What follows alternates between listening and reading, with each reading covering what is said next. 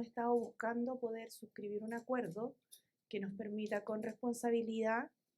poder hacernos cargo de lo que ha sido la pérdida del poder adquisitivo de las y los trabajadores durante este periodo, así como también del reajuste real que se requiere en materia de salario mínimo, considerando que dentro de la población de nuestro país, cerca de 906.000 personas perciben dicho salario, de las cuales aproximadamente 500.000 son hombres y 400.000 son mujeres, por lo que sabemos que estas materias son de una alta sensibilidad e impacto para las familias chilenas. En ese contexto, hemos suscrito un protocolo de acuerdo con la CUT que se va a expresar en un proyecto de ley que debemos ingresar al Parlamento a fin de poder legislarlo, teniendo a la vista que el 1 de mayo empieza a regir el nuevo marco de salario mínimo. Asimismo, indicar que en el proyecto no solamente se han acordado materias relativas al ingreso mínimo propiamente tal, sino que otras materias relativas a la asignación familiar, a la protección del poder adquisitivo de las y los trabajadores, donde destaca la creación de un Consejo de Seguridad Económica de las y de los trabajadores conformado por el gobierno con la Central Unitaria de Trabajadores CUT, a fin de ir observando los cambios en los precios que se van produciendo en alimentos y otros productos que cubren necesidades básicas e ir proveyendo políticas públicas que fortalezcan la capacidad, ¿cierto?, de compra o de adquisición de estos productos básicos por parte de la familia. Y en este mismo sentido, tenemos un compromiso que aquí ha quedado expresado en torno al fortalecimiento de la actividad sindical y una agenda laboral que aborda distintos aspectos. Entonces, primero, respecto del incremento del ingreso mínimo mensual, se ha concordado un ajuste escalonado que va a permitir llegar a un ingreso mínimo mensual de 500.000 pesos en julio del 2024. Para llegar a esa cifra, habrá una primera alza el 1 de mayo del 2023 a 440.000 pesos y una segunda alza el 1 de septiembre a 460.000 pesos. A ello se agrega dos elementos adicionales ligados al comportamiento de la inflación. El primero es que si la inflación al término del año 2023 superara el 6%, entonces se adelantará 10.000 pesos del incremento del ingreso mínimo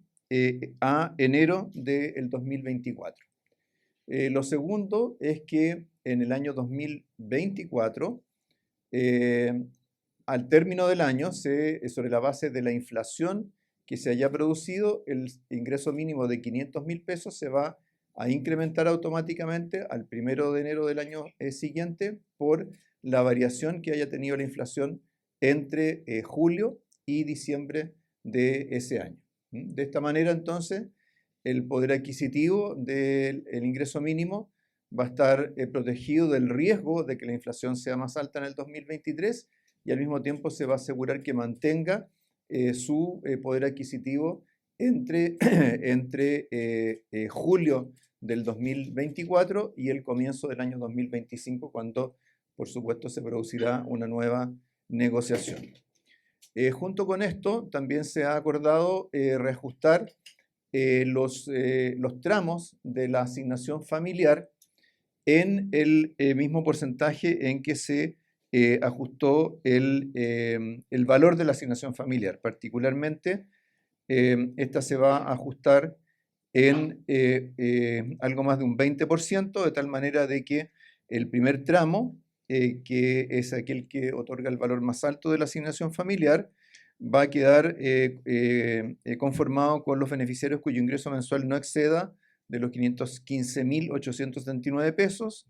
El segundo tramo quedará, ¿cierto?, para los ingresos comprendidos entre 515.869 y 735.496, y el tercero entre esta última cifra y 1.175.196 pesos. Por sobre este valor de este monto de remuneración o de ingreso mensual, la asignación familiar, tal como ocurre actualmente, ¿cierto?, tendrá un valor de cero. De esta manera, entonces, junto con el reajuste que ya se legisló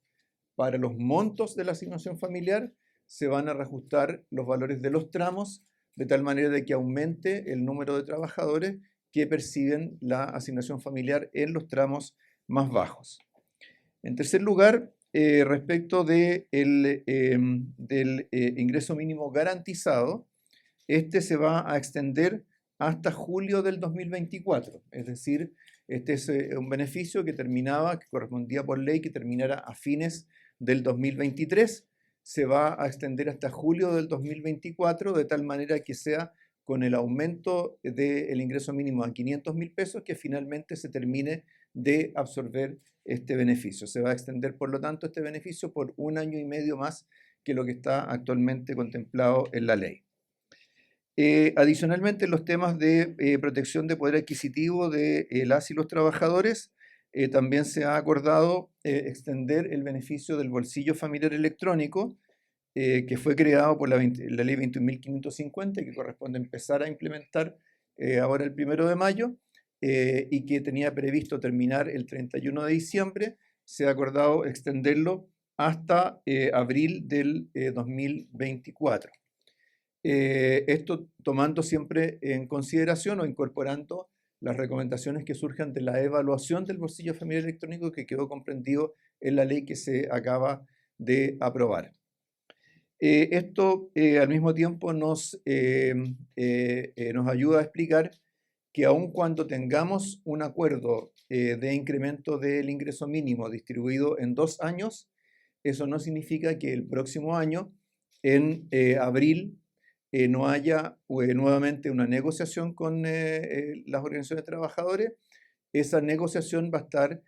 focalizada en los temas de beneficios complementarios, dado que todavía va a quedar por implementar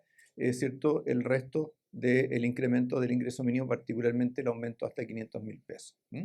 Entonces vamos a mantener una dinámica de negociaciones anuales, solo que el próximo año esta va a estar más focalizada en beneficios como estos, por ejemplo, como el bolsillo familiar electrónico, la misma asignación familiar, y ya, es cierto, en abril del 2025 ya se retomará la agenda completa incorporando los ajustes que puedan venir posteriormente en el ingreso mínimo. Ya mencionó la ministra, ¿cierto?, la creación de este Consejo de Seguridad Económica de las y los trabajadores. También hay una serie de acuerdos relacionados con el fortalecimiento del actor sindical y del diálogo social, incluyendo el potenciar el Consejo Superior Laboral para promover el diálogo social y las relaciones laborales justas. También apoyar a las organizaciones sindicales en la formación y conocimiento de los derechos por parte de los dirigentes y de los trabajadores. Hay un capítulo adicional sobre fortalecimiento de la empleabilidad, dentro del cual se incluye el reingresar el proyecto de ley para flexibilizar los requisitos de acceso al seguro de cesantía. Recordemos que esto fue parte de una iniciativa del Ejecutivo que hace prácticamente un año fue rechazada, así que ahora llega el momento de poder insistir sobre ella. Junto con eso se va a presentar un proyecto para fortalecer el Sistema Nacional de Certificación de Competencias Laborales, leyes necesarias para la implementación del Convenio 190 de la OIT, la discusión inmediata del proyecto de ley de violencia externa, esto es violencia sobre los trabajadores que particularmente atienden al público,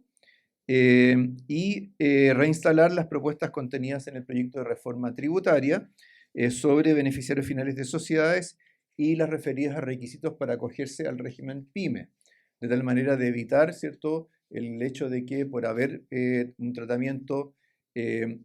favorable a las pymes en materia tributaria, así como en otras materias, ¿cierto?, haya abusos de esos beneficios por parte de empresas o sectores que en principio no tienen ese carácter de pyme. Nosotros queremos valorar el acuerdo. Hemos logrado como trabajadores y trabajadoras poder adelantar la meta de los 500.000 pesos. Meta que estaba comprometida por el gobierno, pero que nosotros lo planteamos como una necesidad de poder suplir la necesidad tan latente de los trabajadores y trabajadoras. Seguiremos trabajando por fortalecer el salario y también por entregar seguridad económica para las y los trabajadores de nuestro país. Es ahí donde lo queremos hacer con responsabilidad y gradualidad